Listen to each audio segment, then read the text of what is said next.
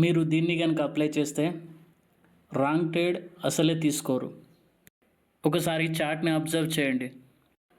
చార్ట్లో మీకేం కనిపిస్తుందో చూడండి, ఒకసారి అబ్జర్వ్ చేయండి మంచిగా. చార్ట్ అనేది లోవర్ లోస్ని ఫామ్ చేస్తుంది, లోవర్ హైస్ని ఫామ్ చేస్తుంది. ఇప్పుడు ఇంకో సినారియో చూడండి. చార్ట్ ఏం ఫామ్ చేస్తుండో మీకే తెలుస్తుంది. చార్ట్ అనేది higher lows and higher highs form చేస్తుంది. ఇప్పుడు ఇంకో సినారియో చూడండి. ప్రైస్ అనేది ఒకే రేంజ్లో ఉంది, హైని బ్రేక్ చేయడం లేదు, లోని బ్రేక్ చేయడం లేదు. సో దీన్ని బట్టి మీకేమర్థమైంది? మార్కెట్ అనేది 3 ట్రెండ్లలో నడుస్తుంది. ఒకటి down trend, 2 up trend, 3 side వేస్. చార్ట్ మీద ఏం లేకపోయినా మీకు ఓన్లీ ట్రెండ్ తెలిస్తే మీరు నిన్న చాలా సంపాదించేవాళ్ళు. చూడండి, ఓన్లీ 1 లాట్తో హయ్యర్ హైస్ దగ్గర ఒకే లాట్తో ట్రేడ్ చేసినా మీకు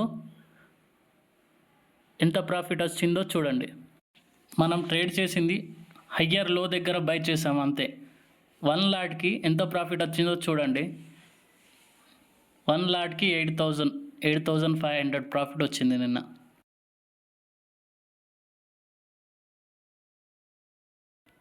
ఇప్పుడు ఇంకో సినారియో చూద్దాం.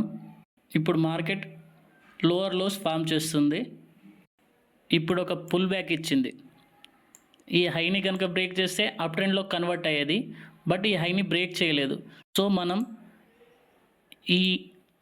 ఇక్కడ ఈ బ్రేక్ డౌన్ దగ్గర కనుక ట్రేడ్ తీసుకుంటే మనం ఎంత సంపాదించేవాళ్ళో చూద్దాం.